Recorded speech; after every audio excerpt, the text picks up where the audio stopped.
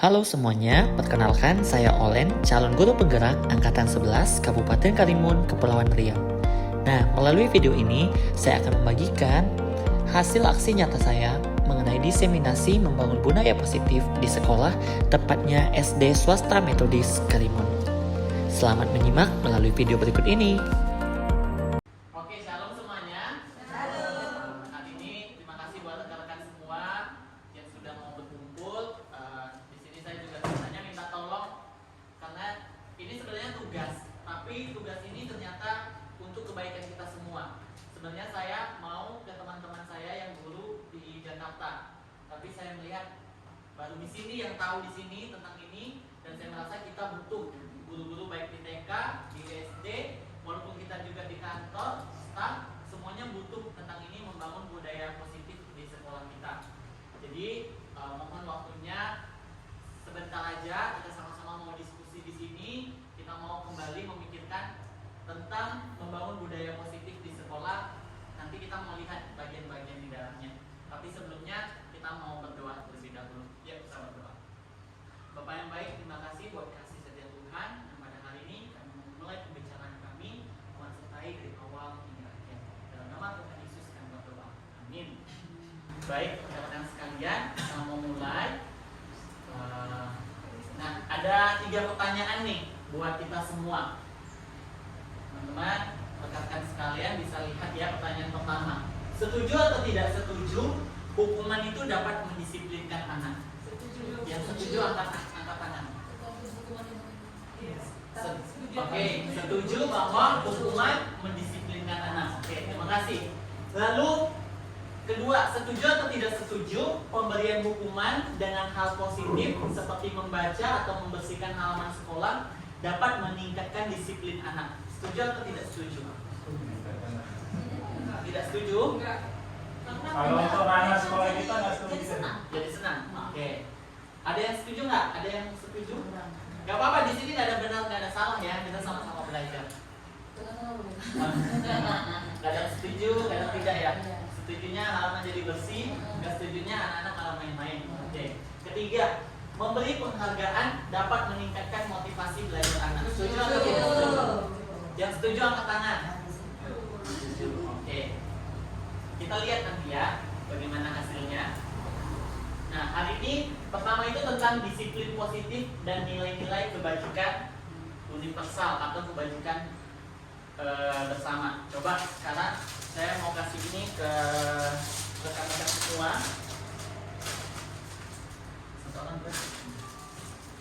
Kita mau bermain. Ini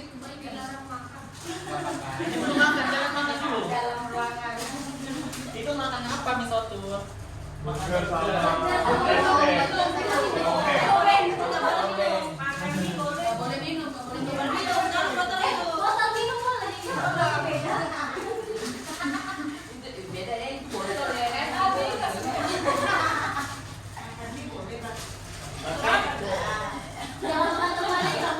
sekarang ya, coba berdua. Berarti Miss Oto sama Miss Cika, Miss Monica sama Miss Olin, Miss Preti sama Miss Atika, Miss berdua. Oke, pas.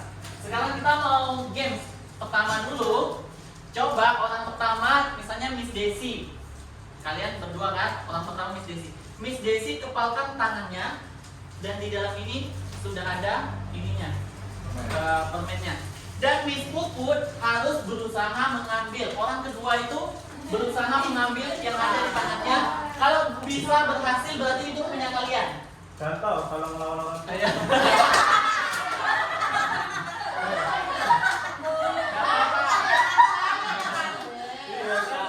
Di sini jangan ada membatasi ya, kayak musik lagi. Kalau tidak tetap semangat. Coba sekarang kita mulai. Siapa dulu mau jadi orang pertama? Kita ambil dulu di tangan Miss Esther.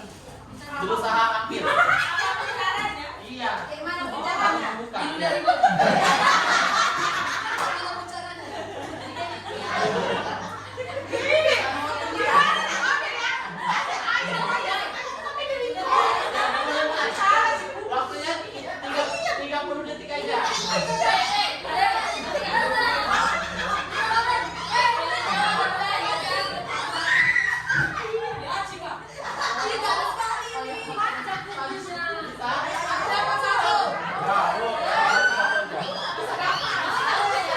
Catatan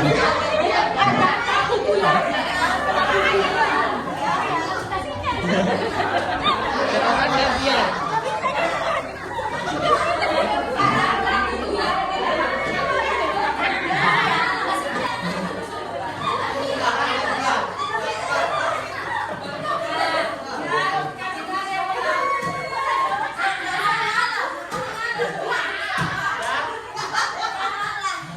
Nggak bisa, Net.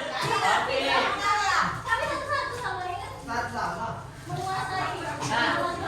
Rekan-rekan sekalian tahu nggak tadi itu tentang kepalan tangan ini itu sebenarnya berbicara tentang mengontrol seseorang. Jadi ada saatnya kita berusaha untuk mengontrol seseorang. Kalau di sekolah berarti kita mau mengontrol anak murid kita. Nah kalau seperti itu dari penilaian kita bisa nggak kita mengontrol anak murid kita? Bisa nggak? Kalau dari permainan kepalan tangan itu? Bisa tapi dengan emosi atau lainnya. Nah, tadi itu sebenarnya tentang bagaimana seorang guru itu mengontrol murid. Kita merasa bahwa dengan kita mengontrol, dengan membuat rasa bersalah, dengan memberikan hukuman, itu murid itu dapat berubah. Itu pikiran kita, paradigma kita. Kalau dengan memberikan hukuman, memberikan pekerjaan berlebihan ataupun yang lain-lain, kita merasa bahwa murid kita tuh bisa berubah. Ternyata itu hanya ilusi. Itu ilusi itu gak benar ternyata. Lalu kita merasa bahwa orang dewasa itu memiliki hak untuk memaksa. Kita merasa bahwa oh saya guru kamu, jadi saya bisa memaksa kamu. Itu yang sebenarnya ilusi atau hal yang tidak benar yang ada dalam pikiran kita. Nah, sebenarnya rekan-rekan sekalian, kita tuh harus punya yang namanya teori kontrol dalam hidup kita. Bahwa yang pertama itu setiap realitas itu berbeda. Setiap kenyataan orang tuh berbeda. Lalu setiap orang memiliki gambaran berbeda. Itu ada dalam diri murid kita. Lalu kita harus berusaha memahami pandangan orang lain tentang dunia. Kelihatan nggak? Bisa? Lebih begini atau turun lagi tadi? Enggak apa-apa. Hah? Ini udah. Oke. Lalu semua orang tuh semua perilaku manusia itu memiliki tujuan. Kalau anak kita berbuat sesuatu itu sebenarnya ada tujuannya. Hanya diri kita sendiri yang bisa mengontrol diri kita sendiri. Hanya murid kita yang bisa mengontrol dirinya sendiri. Kita tidak bisa mengontrol orang lain. Lalu kolaborasi dan konsensus menciptakan pilihan-pilihan baru. Sebenarnya kalau sekarang kan kita selalu berpikirnya itu menang kalah. Kita memaksa itu ada yang menang, ada yang kalah. Tapi kalau dalam teori kontrol itu yang harus benar itu adalah berpikirnya itu menang-menang. Jadi nggak ada yang kalah, nggak ada yang menang. Itulah yang harus kita lakukan kalau kita mendampingi setiap murid kita. Nah, inilah disiplin positif yang akan kita pelajari teman-teman. Pertama tentang makna disiplin, lalu teori motivasi. Ini sedikit-sedikit aja nanti. 5 posisi kontrol kita sebagai guru dan 5 kebutuhan dasar manusia yang nanti akan kita lihat sampai kepada segitiga restitusi. Segitiga restitusi itu bagian terakhir. Nah, pertama, tahu nggak makna disiplin itu apa? Ada yang tahu? Kan kita kemarin juga diingatkan sama Boksu, sama Cuantal, sama semua rekan-rekan lah. Tadi juga Miss Monica sempat singgung kan, inilah yang tidak disiplin. Nah, makna disiplin ada yang tahu nggak? Apa? Apa? Tertib, taat pada perintah sesuai dengan hal yang disepakati. Apalagi? Tepat waktu. Oke. Nah, teman-teman sebenarnya itu adalah pikiran yang salah tentang disiplin. Kalau kita belajar ya tentang disiplin itu ya, berasal dari bahasa Latin disiplina yang artinya tuh belajar. Disiplin itu artinya belajar. Jadi disiplin diri membuat orang tuh menggali potensinya menuju sebuah tujuan yang dia hargai. Jadi apa ya? Miss mau bilang apa? Itu. Tepuk tangan buat kita. Jadi disiplin itu bukan dari luar, bukan karena aturan, bukan karena kesepakatan, bukan karena ini, tapi dari dalam diri kita sendiri. Itulah arti disiplin. Nah, ini coba kita lihat. Lalu ada yang namanya nilai-nilai kebajikan universal. Contoh nilai kebajikan universal di Indonesia apa? Ada tahu nggak? Kebajikan universal itu kebajikan yang disepakati bersama, lepas dari suku bangsa, agama, bahasa maupun latar belakangnya. Contoh nilai-nilai kebajikan universal yang ada di Indonesia. Gotong royong. Ya, gotong royong. Lagi, bertanggung jawab. Lagi, saling Kerjasama. menghormati, menghargai. Nah, itulah nilai-nilai kebajikan yang tidak dibatasi suku, agama, jenis kelamin, umur, dan lain-lain. Itulah nilai kebajikan yang sifatnya positif dan ingin dicapai setiap individu. Lalu ini yang tadi ya, setuju atau tidak setuju. Hukuman, tentang motivasi hukuman dan penghargaan serta restitusi.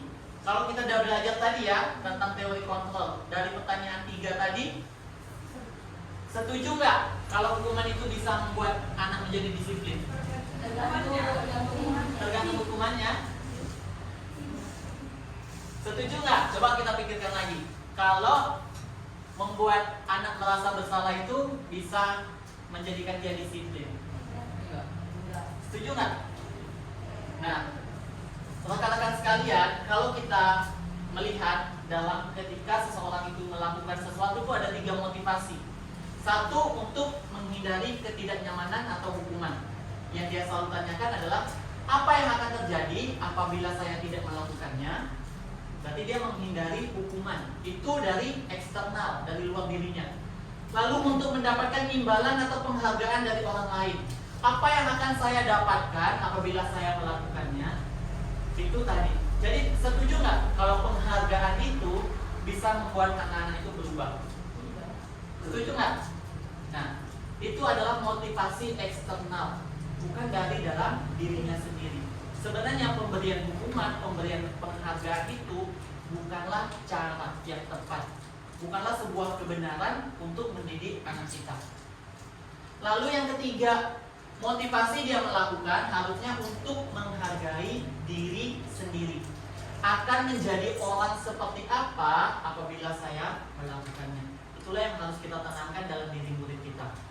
Saya datang tepat waktu bukan karena saya takut dihukum, memungut sampah, bukan karena saya takut gaji saya dipotong, bukan karena takut saya dimarah sama cuantau, ditegur, dikasih surat SP, tidak. Tapi karena saya menghargai diri saya sendiri. Itu yang harus kita tanamkan di dalam kehidupan kita. Nah, seperti yang ini, tahu siapa namanya? Iya, Ki Hajar Dewantara, Bapak Pendidikan Indonesia ya. Dia berkata, merdeka tidak hanya terlepas dari perintah, akan tetapi juga cakap kuat memerintah diri sendiri. Jadi merdeka itu bukan bicara kita bebas melakukan segala sesuatu, tapi bebas bagaimana kita merdeka memimpin diri kita sendiri, memerintah diri kita sendiri. Nah, dihukum oleh penghargaan ini ya teman-teman. Nanti teman-teman bisa, saya akan kasih materinya. Penghargaan itu teman-teman, seperti yang kita sepakati bersama, sebenarnya itu tidak membawa perubahan bagi anak. Kenapa? Ada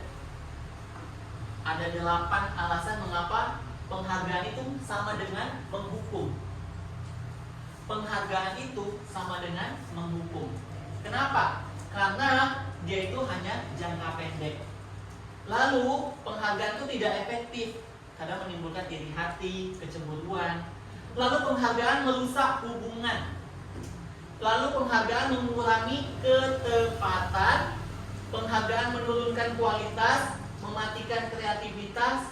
Penghargaan itu menghukum dan mengurangi motivasi intrinsik, mengurangi motivasi dari dalam dirinya. Lalu kita tanya kan, lalu Mister, gimana kita? Emang kita nggak boleh memberikan apresiasi, nggak boleh memberikan penghargaan kepada anak kita? Kan mereka sudah hebat, sudah bisa, sudah sangat bagus di dalam satu semester atau dalam satu kelas. Nah, rekan-rekan, sebenarnya penghargaan atau apresiasi itu tetap dapat kita lakukan. Tapi kita harus melihat poin-poinnya. Yang pertama itu harus memberi pengakuan secara khusus. Nanti kita lihat contohnya ya. Lalu beri pengakuan secara pribadi. Lalu beri pengakuan kepada semua murid bergantian. Dan yang keempat, beri pengakuan secara konsisten. Lalu fokus pada proses. Jangan hanya karena hasilnya. Mana tahu yang dia buat itu hasil orang tuanya, hasil kakaknya di rumah. Tapi kita bandingkan dengan hasil anak murid yang kerja sendiri. Yang selalu kita puji yang mana? Yang bagus karena orang tuanya yang kerja, atau yang bagus karena dia kerja sendiri? Tidak bagus tapi dia kerja sendiri.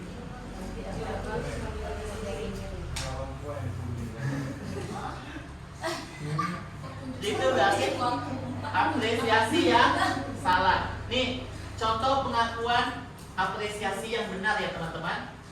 Pembukanya kita bisa bilang, kemarin Miss perhatikan rasa empatimu besar sekali pada saat menolong teman baru di kelas kita. Itu contoh kata-kata apresiasi. Lalu, Miss menghargai kepedulianmu pada saat kamu membantu teman-temanmu di tugas kelompok. Dan khusus secara pribadi lagi kita ngomongnya. Lalu kita bisa bilang terima kasih untuk rasa tanggung jawabmu pada saat kamu memungut kertas-kertas yang berserakan di lantai. Itu adalah bentuk-bentuk apresiasi. Mungkin kita merasa bahwa apresiasi harus ada piala, harus ada hadiah, harus ada jajan, harus ada seperti ini. Tidak, rekan-rekan. Apresiasi dalam perkataan juga itu sebuah apresiasi. Kita lihat ya. Nah, perbedaan hukuman dan konsekuensi. Yang pertama, menurut teman-teman nih, mencatat 100 kali di dalam buku kalimat saya tidak akan terlambat lagi karena terlambat ke sekolah. Ada nggak? Itu konsekuensi atau hukuman? Konsekuensi atau hukuman? Hukuman. Ada yang mau jawab konsekuensi? Oke, hukuman. Betul teman-teman, nomor 1 itu hukuman. Lari mengelilingi lapangan basket 2 kali karena terlambat hadir ke sekolah. Hukuman atau konsekuensi? Lari keliling lapangan 2 kali karena terlambat ke sekolah. Konsekuensi. Hukuman atau konsekuensi? Konsekuensi. Itu adalah hukuman, teman-teman. Ya. 3. Membersihkan coretan yang dibuatnya di meja tulis. Hukuman atau konsekuensi? Ya, konsekuensi. Lalu, murid diminta untuk push up 15 kali karena tidak menggunakan masker ke sekolah. Hukuman atau konsekuensi? Ya, hukuman. Udah mulai ngerti ya. Menggantikan kertas tugas teman yang telah dicoret-coret. Konsekuensi. Lalu berjemur di lapangan basket jam 12 siang karena mengobrol dengan teman. Hukuman. Lalu murid diminta bertelanjang kaki sepanjang hari karena tidak menggunakan sepatu warna hitam sesuai peraturan sekolah. Hukuman atau konsekuensi? Hukuman. Itu hukumannya teman-teman. Lalu kita lihatlah perbedaannya. Apa? Boleh, silakan dilakukan. Perbedaan hukuman dan konsekuensi. Hukuman itu sesuatu yang menyakitkan harus terjadi. Sedangkan konsekuensi itu sesuatu harus terjadi. Ingat ya, hilang kata menyakitkannya. Lalu hukuman itu membuat anak sakit fisik maupun hati untuk jangka waktu yang lama. Lalu konsekuensi itu membuat anak merasa tidak nyaman dalam jangka waktu pendek. Kalau dia sudah, misalnya tadi membersihkan meja karena hasil coretan, kalau udah selesai itu udah selesai dia, nggak ada lagi merasa bersalah ataupun hatinya nggak tenang. Lalu hukuman itu anak membenci kedisiplinan. Kalau konsekuensi anak menghargai disiplin. Lalu kalau hukuman itu bentuknya paksaan. Kalau konsekuensi itu stimulus tanggapan. Jadi kita tanya, kalau begitu yang kamu perbuat, apa yang harus kamu lakukan? Nah, itulah konsekuensinya. Lalu mendorong anak menyakiti diri sendiri. Kalau konsekuensi mendorong anak agar mudah menyesuaikan diri. Lalu konsep diri yang buruk kalau hukuman, kalau konsekuensi konsep diri yang baik. Anak belajar untuk menyembunyikan kesalahan. Ini kalau hukuman nih. Bukankah kita sering lihat anak kita, bukan saya miss, bukan saya miss. Kenapa itu? Karena takut dihukum. Tapi kalau kita berikan konsekuensi, anak belajar untuk mematuhi aturan. Lalu anak kalau hukuman itu bisa marah, rasa bersalah, dipermalukan, merasa tak dihargai. Kalau konsekuensi itu kehilangan hak, dibuat tidak nyaman, diasingkan tapi sementara, ada waktunya. Itulah perbedaan hukuman dan konsekuensi. Kenapa tadi bertelanjang kaki sepanjang hari itu hukuman bukan konsekuensi? Menyakitkan, membuat malu, ya kan? Teman-temannya pakai sepatu dia tidak. Nah itu. Tapi anak kondisi balik kan, malah senang dia. Iya. Belum dihukum kata satu. Nah inilah puncaknya rekan-rekan ya. Tadi kan ada hukuman, konsekuensi, inilah puncaknya, restitusi. Mungkin kita udah sampai di konsekuensi di dalam kita mendidik anak kita, atau kita sering baru sampai di hukuman. Sering yang kita kasih itu hukuman ke murid kita, belum sampai konsekuensi. Tapi kita tuh harus sampai namanya restitusi, teman-teman.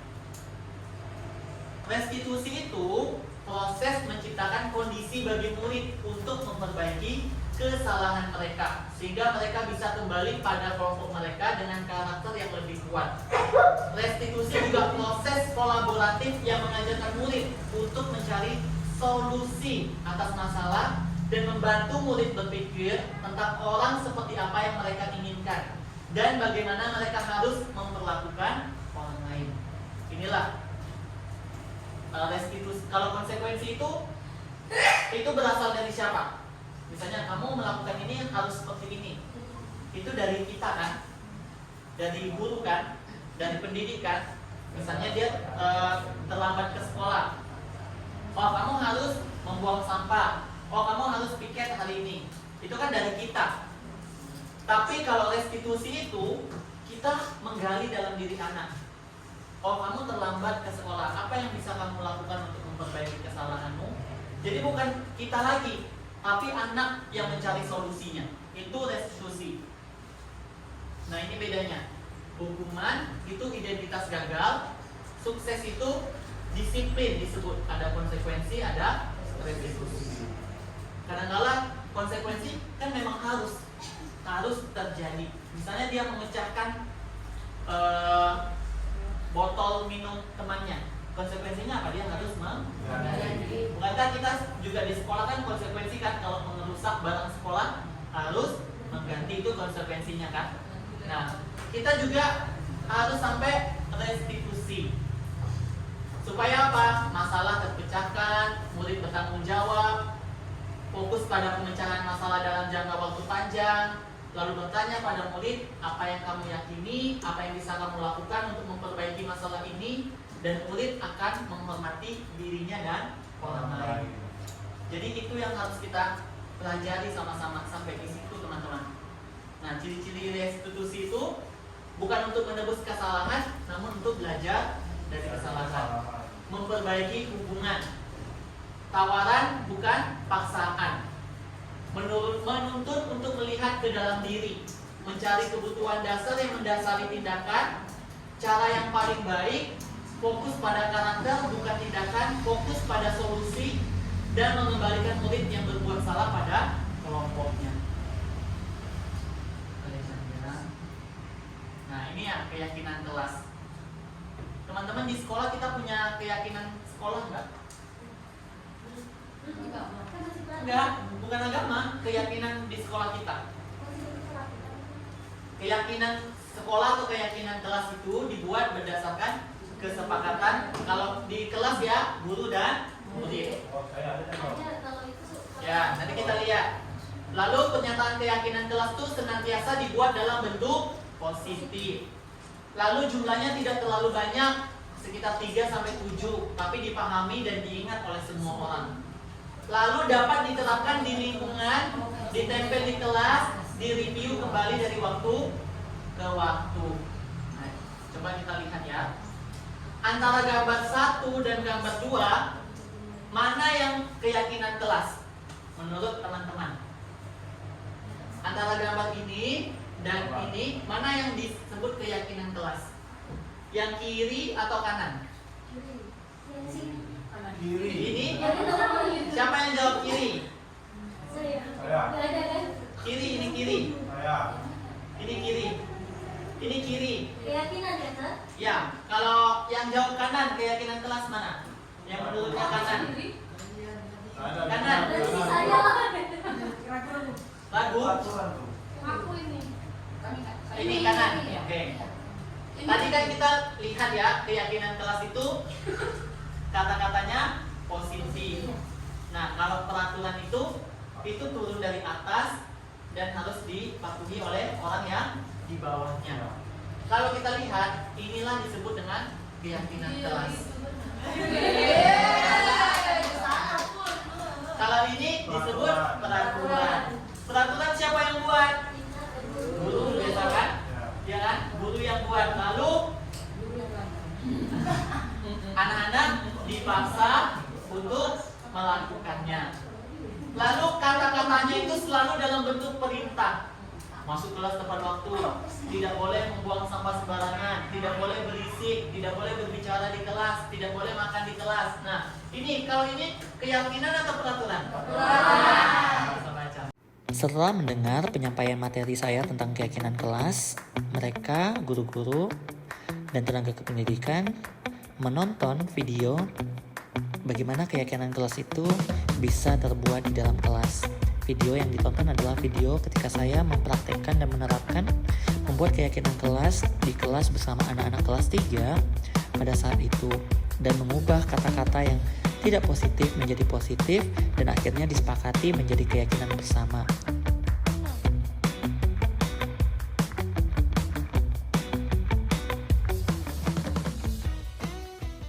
Nah, hari ini coba kita mau membentuk keyakinan sekolah kita.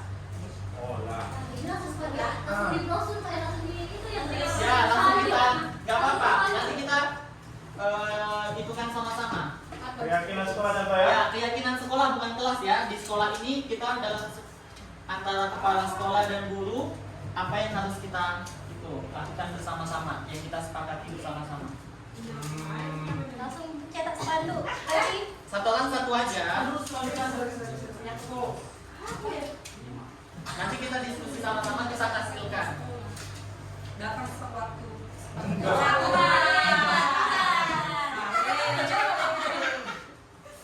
Jalan-jalan bersama kan? Jalan-jalan bersama ya. Kalau yang sudah boleh tempel di sini teman-teman, nanti kita bisa baca sama. Taat beribadah kepada Tuhan Yang Maha Esa. Oh, menjaga sekolah. Menjaga sekolah tetap aman, damai dan sejahtera. Dia duluan. Gak ada benar, gak ada salah, nanti kita kelompokkan. Apa kan nih? Iya. Apa? Saya bantu sedikit. Ya, keyakinan kelas itu.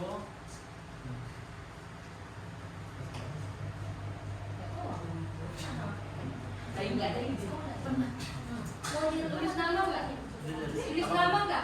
Pak Olen, tulis nama. Boleh tulis, boleh enggak. Keyakinan sekolah.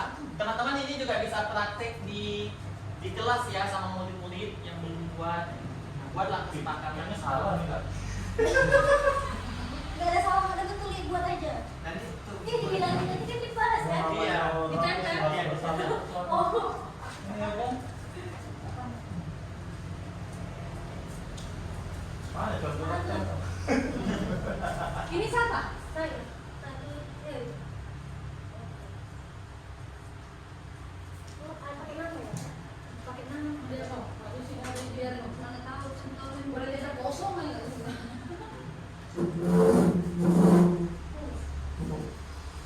Bilang apa? Montek, nggak boleh montek. Boleh mantap nih Bu. Sepuh. Sepuh aja. Ah, Aku foto. iya. Dia masuk Facebook. Sepuh. Temponya live terus. Mister nih. Saya nggak difoto. Mau banyak Mun. Entah bukan mana. Coba boleh lihat tadi Google. Apa sih? Google itu dong. Habis. Bikin aja. Tangan. Iya kan nanti dibahas. Tak betul tahu nggak itu? Betul betul, yang nggak betul nggak betul. Nggak bisa itu, Li. Ibu itu yang udah kali. Motif. Oh. Gua bilang betul nih, sebelah sini nih. Kayak Rofi, Li. Rofi kan tuh paling pojok ya. Tidak ada ini. Balikan aja Bagus semua. lagi, kau terbalik-balik. Ibu yang Tulisannya tulis dan Bu. terbalik ibu. Lem ya, karbu. Nah, ini lah ya. Rantap.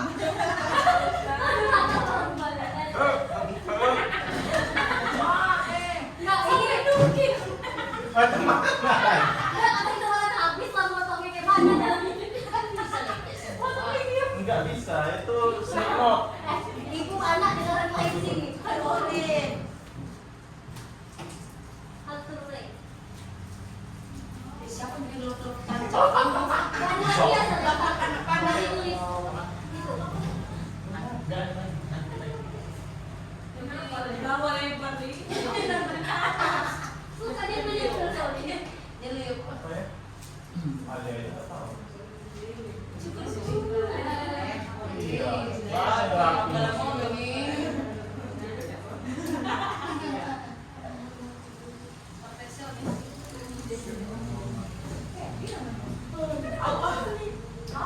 Kenapa aduh. Ira tuh lebih banyak. Dia yang paling terakhir itu yang paling keren tuh. Di sini foto. Boleh nggak? Boleh nggak? Apa? Ada habis dari sini dulunya. Satu, dua. Gaya, gaya. Sudah dirapikan di semua. Nggak bisa dua. Boleh cepat. Ayo. Ayo Ira. Ayo Ira. Di sini. Ayo hati-hati gembira dalam.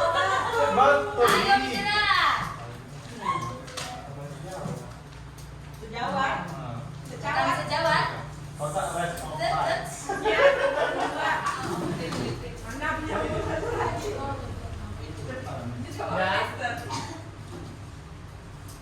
Dah.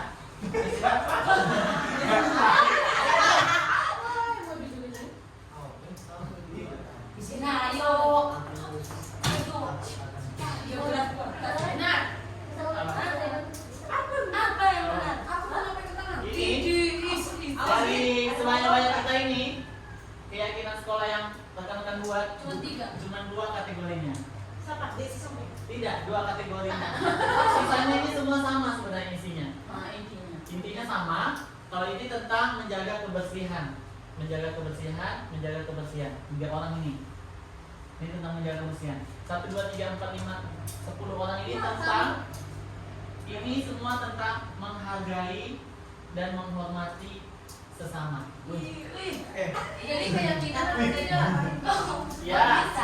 Jadi sekarang coba dikalikan. Kita belum Ira. Enggak ada kiai. Aceh, tidaknya tak copy paste. Aceh, Aceh. Enggak komen pasti. Iya, sama semua. Berarti kita Artinya setuju. sama. Berarti sehati. Sehati kita berarti. Ya, menjaga kebersihan ini kata-katanya udah benar semua nih. Udah betul jadi keyakinan. Karena nggak ada kata perintah di sini. Wes. Di sini ya. Aku. Iya. Menjaga kebersihan lingkungan sekolah kita bersama dengan bergotong royong bersama. Ini keyakinan sekolah. Setuju nggak? Kalau ini dijadikan keyakinan sekolah kita. Setuju nggak? Setuju. Lalu ini menjaga kebersihan bersama-sama sama menjaga kebersihan lingkungan juga sama. Nah ini sama semua. Yang tua dibaca, tapi setuju di mulut. Yang tua dibaca. Ya, Enggak, punya saya yang nomor 2. Yang mana? Saya yang nomor 2. Mana? Ibu Lasmi itu yang Ini begini. sama menjaga kebersihan sekolah bersama-sama. Lalu keyakinan sekolah yang kedua itu tentang nilai kebajikannya itu tentang menghormati dan menghargai. Ini semua tentang menghormati. Berarti kita kurang menghormati atau menghargai di sini ya? Ya. Itu Tapi inti saya itu Janto, untuk perkembangan sekolah Janto. Ya kan dia. kadang-kadang anak-anak dasarnya bukan masalah. Oh ya. Itu kalau ini tuh menciptakan kebahagiaan beda Sat. Nah, Oh, ya. enggak. Ini menciptakan kebahagiaan nanti. Bahagia Iya, kalau orang dengar itu. Apa? Ada love Kalian tanda. nggak bahagia ucapkan makasih setelah kalian ditolong? Apaan sih? Apaan sih? Tapi kayaknya kan minta tolong terus ya. Mau terus-terusan minta tolong. Males kerja jadi minta.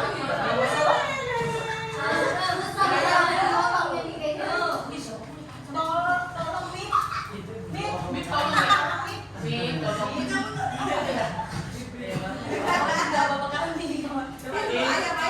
Yang kedua itu saya ambil yang satu aja ya, karena semuanya sama. Menjaga kerukunan para guru-guru di sekolah agar selalu kompak. Setuju? Setuju. Lalu yang ini menciptakan rasa bahagia antar sesama. Lalu dengan caranya bagaimana nih? Dilengkapi sama punya siapa ini? Yang love-nya punya Ada siapa? love. Oh, manifestor. Enggak. Menciptakan rasa bahagia antar sesama. Bagaimana caranya? Berikan senyuman saat bertemu teman. Lalu caranya apa? Lalu caranya bagaimana lagi? Membiasakan mengungkapkan tolong, maaf, terima kasih dan permisi.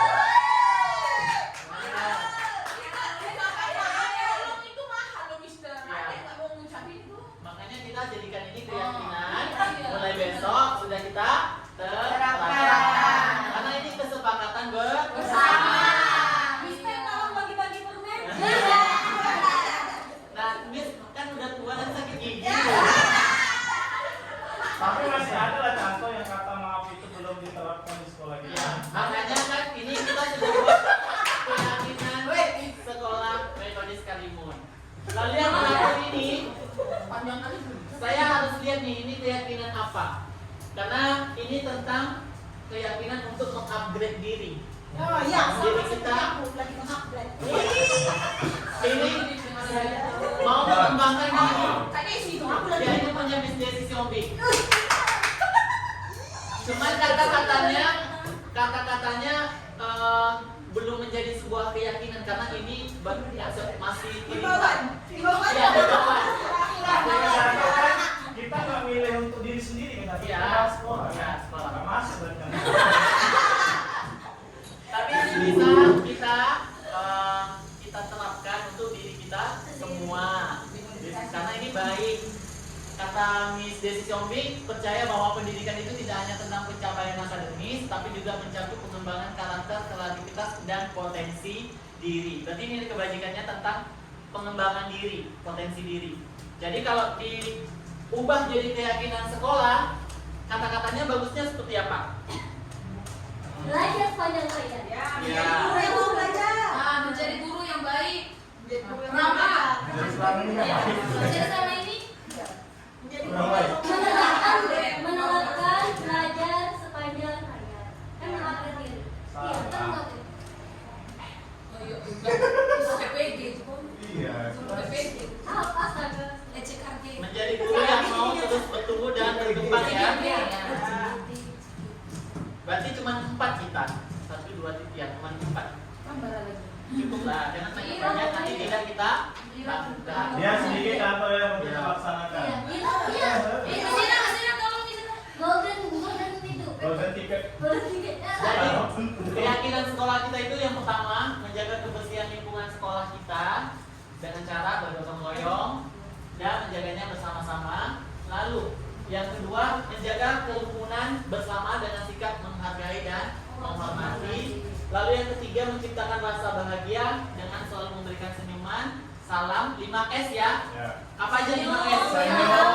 Salam, sopan santun. Sehat selalu. Sapa. Ya. Senggol dong. Dengan memberikan senyuman 5S, lalu juga membiasakan mengucapkan kata tolong, minta maaf, dan terima kasih, dan permisi. Nah, jangan hanya mengajarkan murid-murid keluar kelas, masuk kelas harus permisi. Kita juga kemanapun, masuk kelas guru lain pun harus permisi. Lalu yang keempat ini, untuk diri kita semua, menjadi guru yang mau terus bertumbuh dan berkembang. Ikutlah webinar-webinar, seminar-seminar, pelatihan-pelatihan gitu. Nah, udah setuju nggak dengan keyakinan kelas kita, sekolah kita? Setuju. Setuju ya? Setuju. Enggak sih. Keyakinan sekolah. Teman-teman ini juga bisa praktek di kelas ya sama murid-murid yang belum buatlah kesempatan. Kayaknya salah nih lah.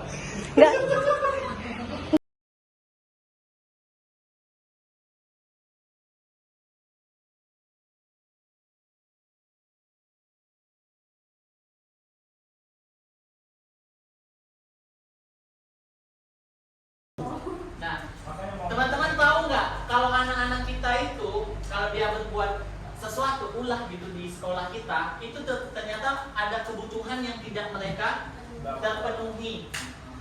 Jadi dalam diri setiap kita itu ada kebutuhan dasar kita. Kebutuhan yang paling penting itu dasar itu bertahan hidup. Lalu ada kebutuhan penguasaan, kasih sayang dan rasa diterima, kebebasan dan kesenangan. Kalau kita mau lihat anak kita itu, kita lihat kalau dia bermasalah itu bagian mana dia yang membutuhkan apa, kebutuhan apa yang dia butuhkan. Senang kan yang sering. Seringnya apa? Kasih sayang dan Terima. iya, Kebebasan. kebebasan ya kan? Seringnya kasih sayang dan kebebasan. Nah itulah yang harus kita penuhi dalam diri murid-murid kita. Oke, dan itu Kalau Kayak gitu. Kayak masuk kemana? Penguasaan. penguasaan Kebebasan kayak gitu. Iya. Dia maunya bebas. Bebas. Iya. sama kayak Iya. Kalau Kelvin itu, Kelvin kelas 6 kan, dia lebih ke penguasaan karena dia merasa tidak dihargai, tidak iya, kasih sayang dan rasa diterima. berarti bisa ya satu orang bisa dua apa? Iya. Iya, Butuhnya bisa. tuh butuh kebebasan. Bisa. Rupanya butuh semua kan. Cuman Kalau kita butuh dulu nih ya, kebutuhan kita yang mana nih? Bertahan hidup. bertahan hidup. Saya nggak bisa ikut konsentrasi. Bebas nggak bebas, yang penting Hidup. ada nggak ada cinta, ada nggak ada sayang, yang Yang penting penting hidup. Kalau lali punyanya puput. Iya, nggak bisa bertahan hidup. Jantungnya ada di sebelah.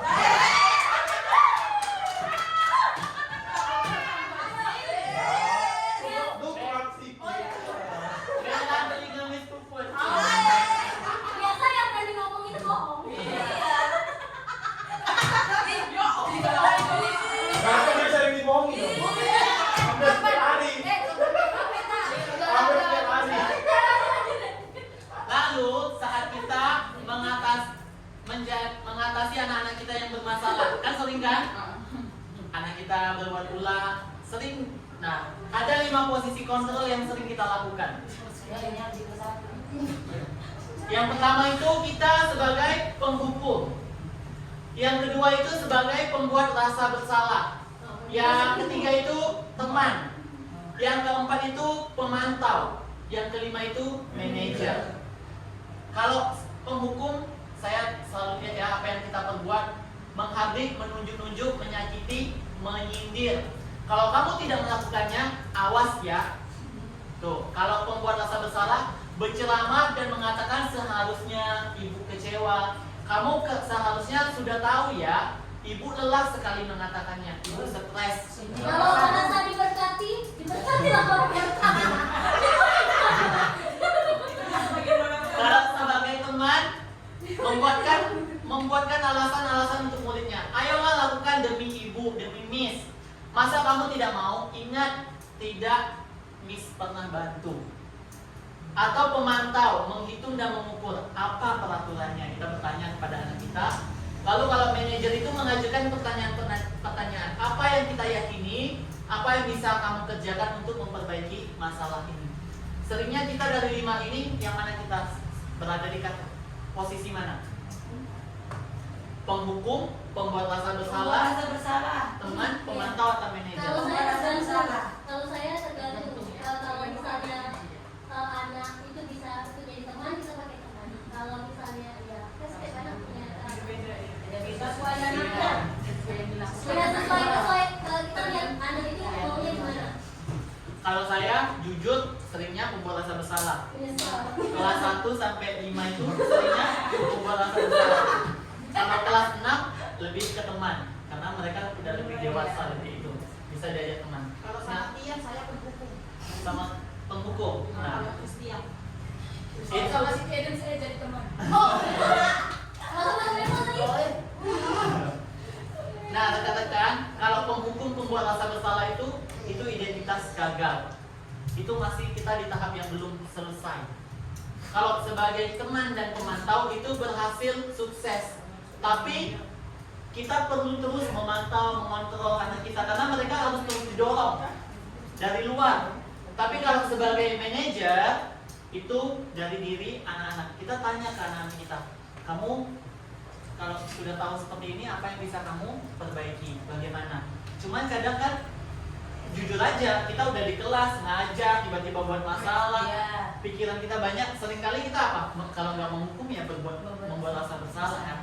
Tapi itu kita sama-sama belajar. Itu hal yang tidak baik. Nah, inilah yang terakhir ini, segitiga restitusi teman-teman ya. Segitiga restitusi teman-teman, posisinya sebagai manajer. Pertanyaan pertama itu menanyakan keyakinan kepada anak. Keyakinan kelas apa yang telah kita sepakati? Kamu ingin menjadi orang yang seperti apa? Itu yang kita tanya kepada anak kita. Lalu menstabilkan identitas. Kamu ingin menjadi orang yang seperti apa? Lalu validasi tindakan yang salah. Kamu tentu punya alasan mengapa melakukan itu. Adakah cara yang lebih efektif? Nah teman-teman, saya langsung aja ya tunjukkan video.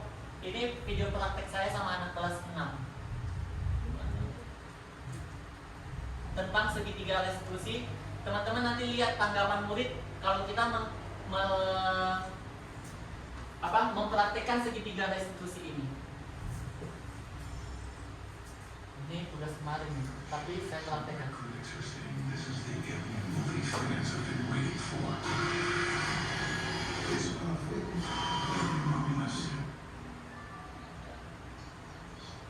Ini kasus pertama. Saya mengajar kelas 6, terus ada murid yang gak semangat tidur lagi.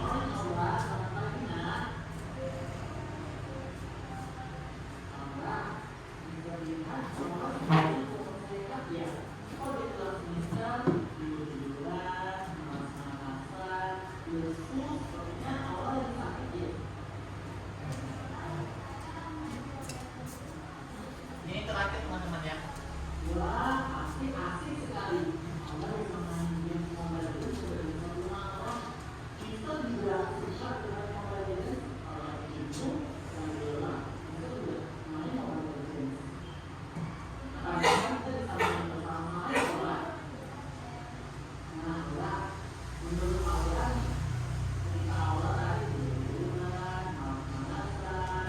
Ada kan anak kita yang sering tidur? Udah lulus ya? Kelas 1 sekarang. Iya. Iya. Bisa ya? Bisa.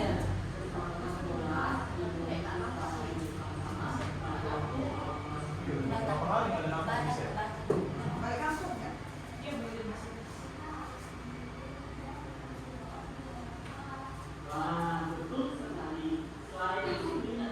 Ini menanyakan keyakinan kelas. Ya nggak gula sama jawabannya. Joseph. Lupa lah dialognya si awal.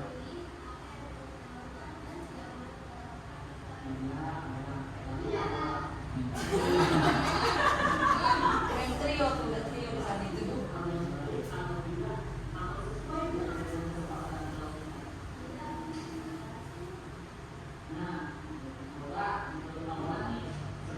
Ini yang ketiga, segitiga restitusi ketiga.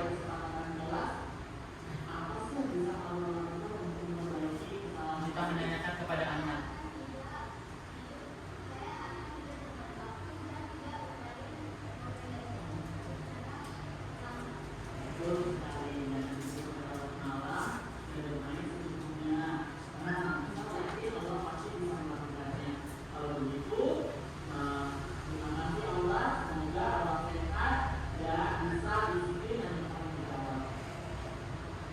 Ini kasus kedua ya. Singkat-singkat aja. Ini Karisa, tapi nggak kumpul tugas.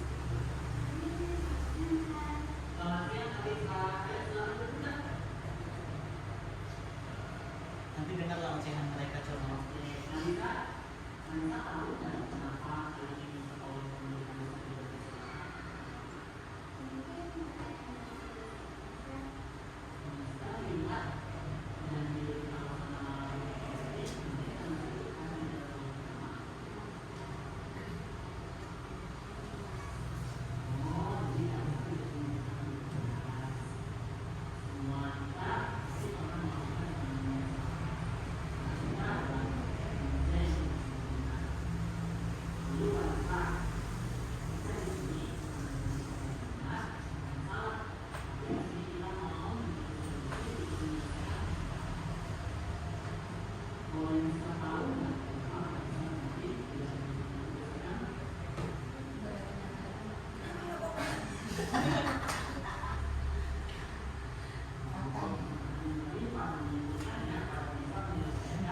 Kelas berapa yang anaknya sering minta kumpul tugas?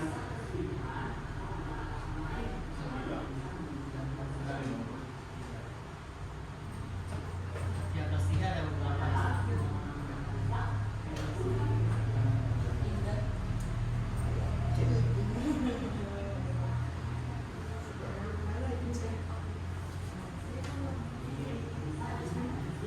Ini nanya lagi keyakinan kelas kita. Keyakinan kelas ini bukan untuk wali kelas saja ya. Guru yang setiap masuk bisa bikin keyakinan kelas bersama anak-anak.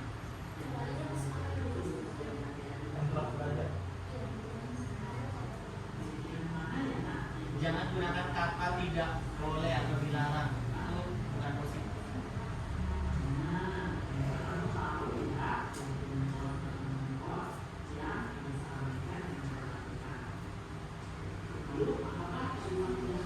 Nah, kita tanya ke anak sendiri langsung.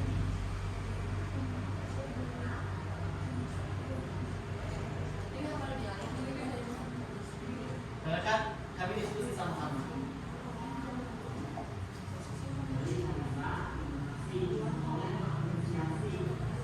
Nah, terus kita apresiasi di akhirnya. Balikin lagi dia ke kelompoknya. Rasa bersalahnya itu hilang, tapi dia mau memperbaiki. Nah, ini coba dengarkan curhat mereka ini. Berarti ini curhat ke misi ini kayaknya. Betul-betul langsung masuk. Dari dua kasus yang kita Salah, network ya. ini bagaimana perasaan kalian itu sebagai murid kalau kalian melakukan kesalahan di sekolah terus penyelesaiannya seperti tadi. Perasaan kalian gimana? Jangan disalahkan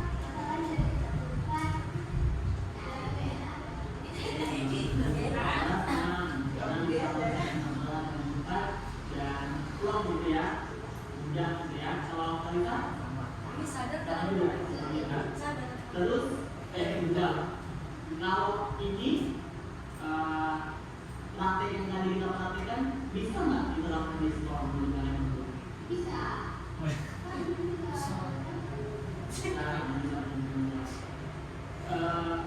Kalian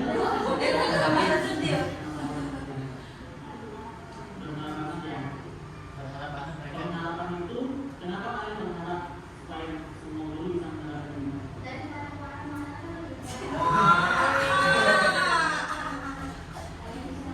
Daripada marah-marah. Daripada di mana-mana sekolahnya tinggi-tinggi begitu ya. Jangan bermain buku, Siapa itu? dengan salah sama. Semua. Thank you.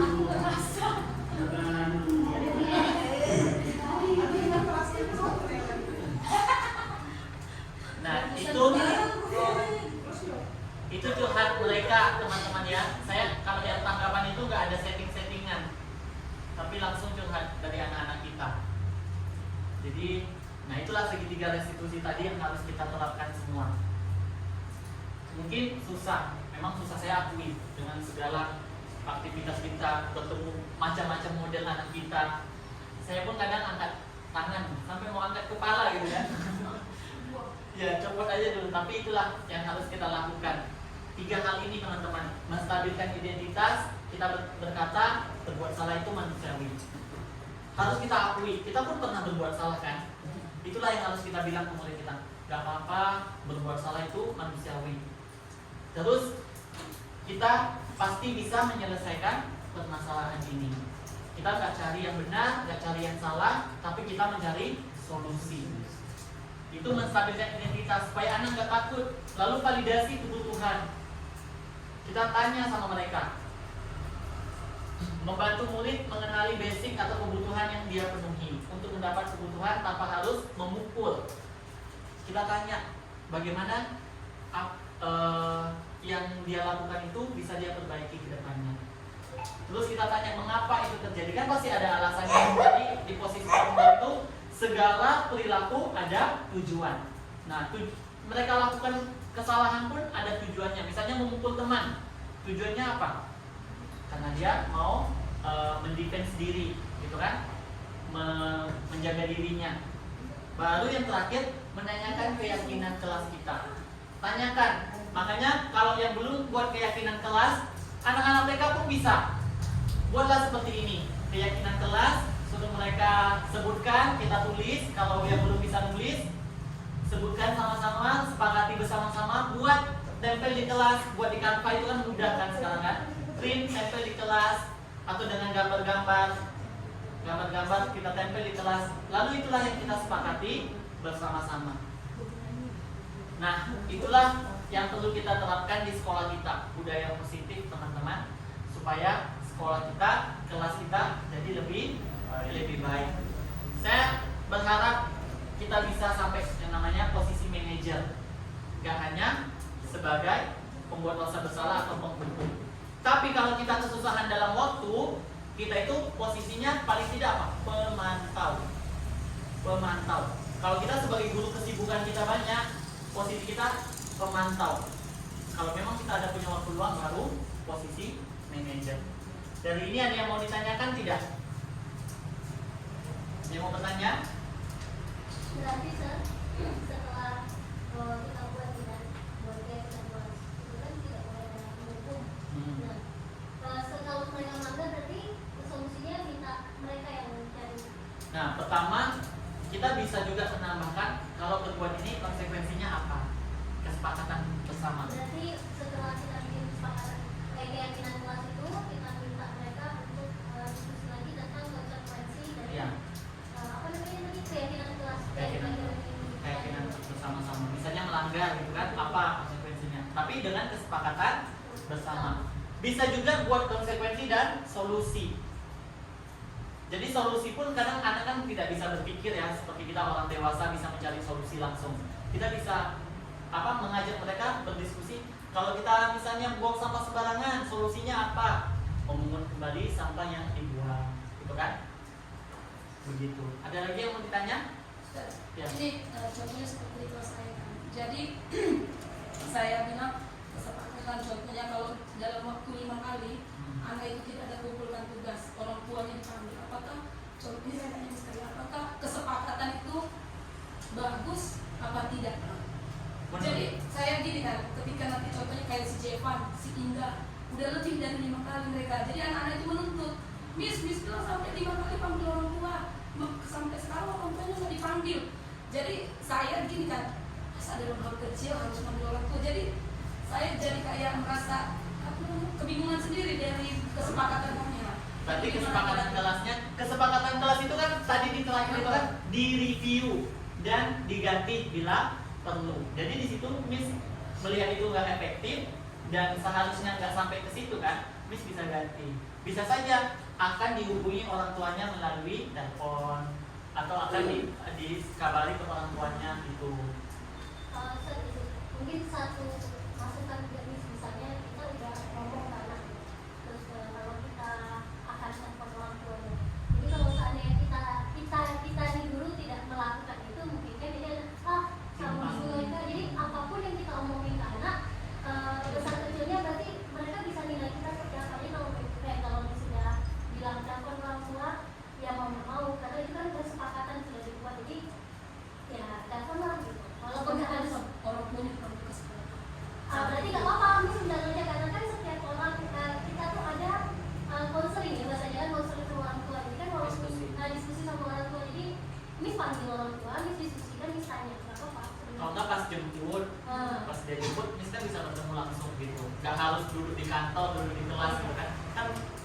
orang tua kan nggak harus gitu, kita kan bisa panggil apa? Jemput.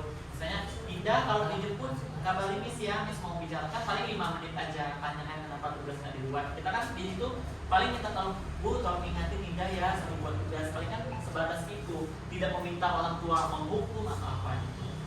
Tapi kalau memang mau di review ulang kesepakatan kelasnya mau diubah ya silakan, nggak apa-apa gitu. Nggak ada masalah. Berarti kalau datang tepat waktu kita masukin ke itu sebenarnya itu kan kata-katanya positif. Itu nggak apa-apa kan, Kak? Nggak apa-apa. Berarti kan yang nggak boleh jangan terlambat. Jangan terlambat, tidak boleh masuk kelas terlambat gitu. Itu aja sih. Ada lagi? Kelas Miss Oto udah pernah buat kesepakatan kelas? Udah pernah buat belum kesepakatan kelas sama yang bisa buat? Kelas Miss Cika? Pernah buat sih menjawab, tapi yang kelas seperti itu. Jadi boleh lah buat sama-sama tiap kali kelas gitu. Selalu diingatin supaya anak-anak ingat gitu. Kayak kita kan sekarang kan kayak sekolah kita tidak boleh menjaga kebersihan sekolah bersama-sama. Sebenarnya kan yang kotorin sekolah ini bukan kita, tapi murid-murid kita kan. Jadi kita harus memulai dari mereka. Nanti sebentar selesai istirahat, jajan-jajannya di mana-mana gitu kan. Jadi dari keyakinan kelas itulah supaya mereka juga bisa melakukannya. Ada lagi? Oh, jadi saya 1 jam ini. Iya. Ada lagi nggak?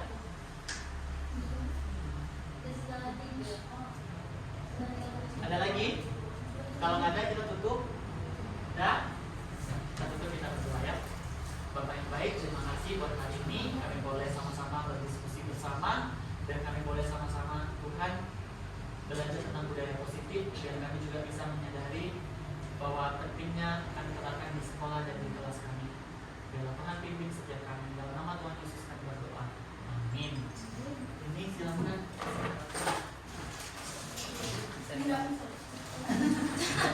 Diseminasi selesai terlaksana kurang lebih dalam waktu 2 jam bersama guru-guru Sekolah Metodis Karimun. Terima kasih buat rekan guru dan tenaga pendidik SD Swasta Metodis Karimun. Biarlah apa yang telah kita dengar, apa yang telah kita pelajari melalui diseminasi membangun budaya positif ini tidak hanya berada di dalam pikiran dan telinga kita, tapi juga ada di hati kita sehingga kita mau tergerak, bergerak, dan menggerakkan. Dan budaya positif itu terbangun dan terbentuk di dalam Sekolah Metodis Karimun. Terima kasih buat semuanya, Tuhan memberkati.